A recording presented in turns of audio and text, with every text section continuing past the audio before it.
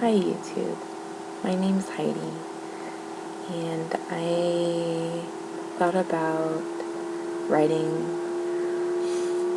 a blog, but my 13-year-old told me that no one reads blogs anymore. That was 2005, and so I needed to consider doing a vlog. That's all the rage, and I have written several different scripts for this. And I get started, and each time it just doesn't feel authentic, and so I'm gonna try this. It's about 6 o'clock in the morning, and I haven't been to sleep yet. I have chronic pain. 15 years ago, I was diagnosed with migraines. And it was weird because my migraines weren't normal.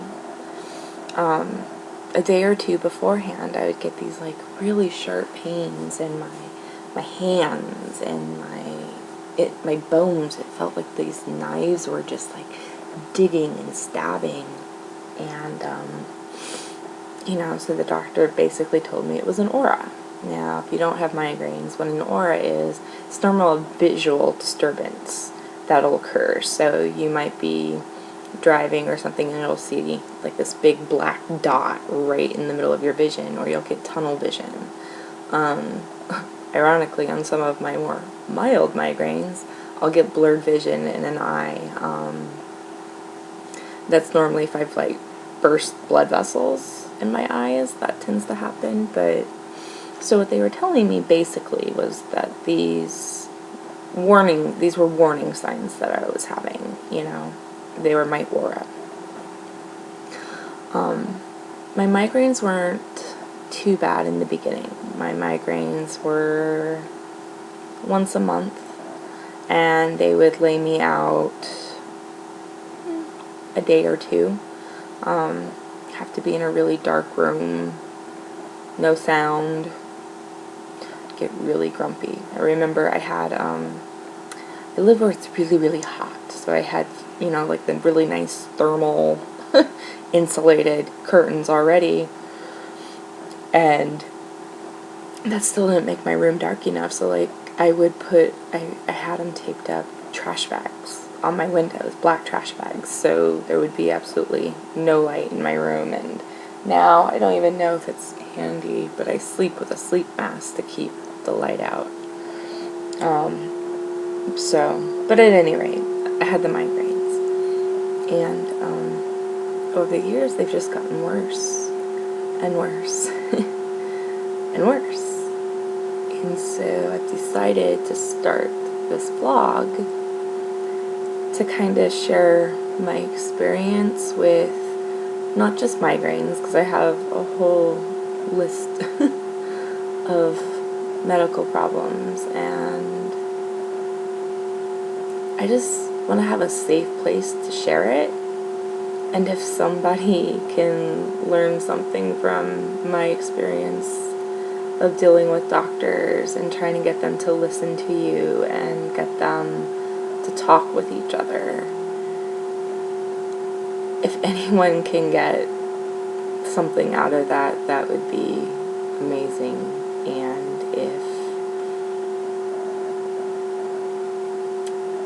if you are suffering with chronic pain and health issues and find yourself disabled after being an able-bodied person,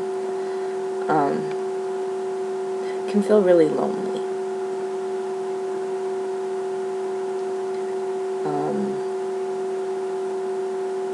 I find that a lot of your friends don't understand it, and it's hard. It's hard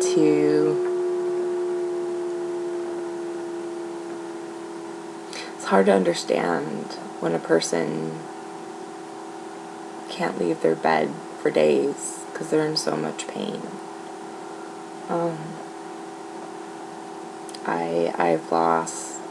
I've lost friends. I've lost lovers, it can build these walls, and sometimes it's the depression that you get when you have the chronic pain. And it happens. It's gonna happen. Your life changes, you know.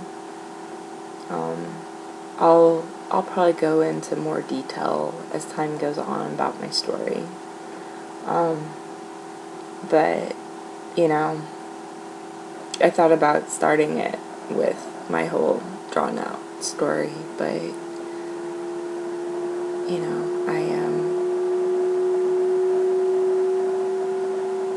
the reason why I haven't slept yet is because I'm having stomach problems.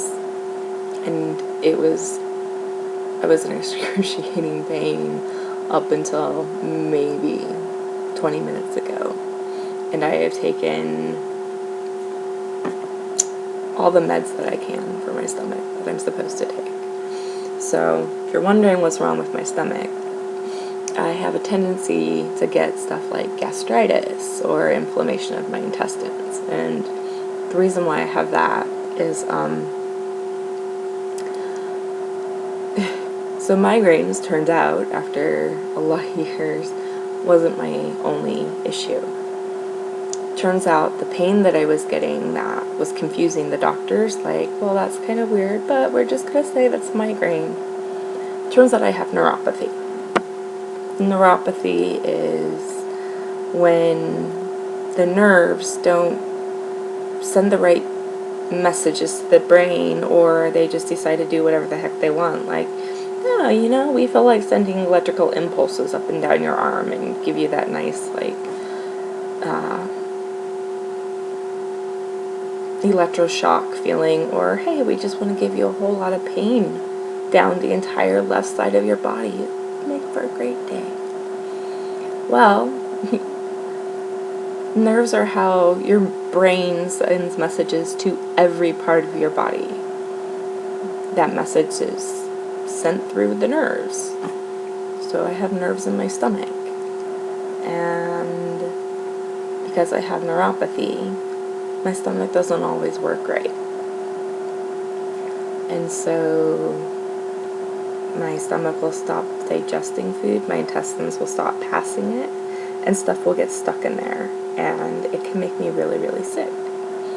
And so over the last couple of days, I've had a really hard time just even getting water down to drink, and it sucks. God, does it suck.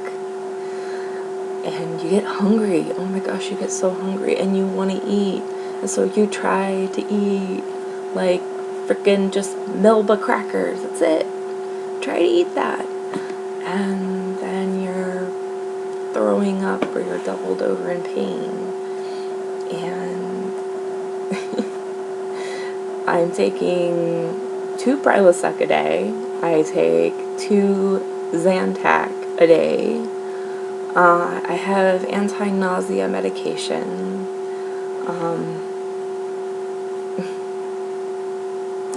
And it's not working. I do have a new medicine that I got put on a couple months ago, I guess about a month ago, and it's called Lyrica, and it's one of the medications that they use to help nerve pain, the neuropathy, and so I've been out for over 2 weeks now, and I called the doctor, did everything that I was supposed to do, and get this hold up, and I can't get my prescription. You know, doctor needs to send in a higher dose script. Doctor sends that over to the pharmacy. Pharmacy says, no problem. Oh wait, we need a prior auth, so we need your insurance to prove it. Well, I wait, and then nothing happens, and so I call and try to do it all again. Nothing, and so finally I call my case manager at my through my insurance. I have a case manager that handles my specific case, so you make sure that, you know, I can limit my emergency room visits. because there for a while I was in the emergency room every 2 weeks. Every other week I was in the emergency room. And, you know, you would think when you're looking at a couple grand every 2 weeks in the emergency room for just one visit, you would think that, you know, the insurance wouldn't want to pay for that they would want to pay for the medication that's theoretically keeps you out of the emergency room. But, you know, what do I know? I'm just the patient. So it's been a really bad week. Last week I didn't get out of bed at all. I mean, I don't know if you can, like, see. I have bazillions of pillows. Pillows are my best friend. Pillows, I can cocoon myself in bed and get myself in the right position.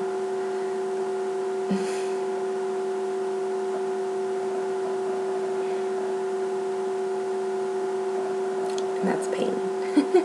That right there.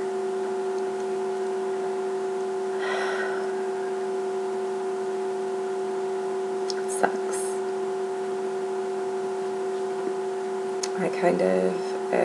I thought it would be better if I was really real, you know? I mean, yesterday was exciting, you know? Got up out of bed and went and took a shower and, ooh, awesome. You know, I gotta go see my girlfriend for a little bit, which was nice. But it's just, you know, so yeah, so I want to share my journey and let you know that you're not alone. And, you know, if you're not someone with health problems, chronic pain, whatever, I hope that I can kind of maybe help you become a more empathetic person. Just because a person doesn't have a physical disability, you know, I'm not an amputee, I'm not missing a limb, I don't use a walker to get around. But it doesn't mean that I'm not in excruciating pain, or it doesn't mean that I don't have a lot of other shit going on that limits me. So I will be covering all different topics, from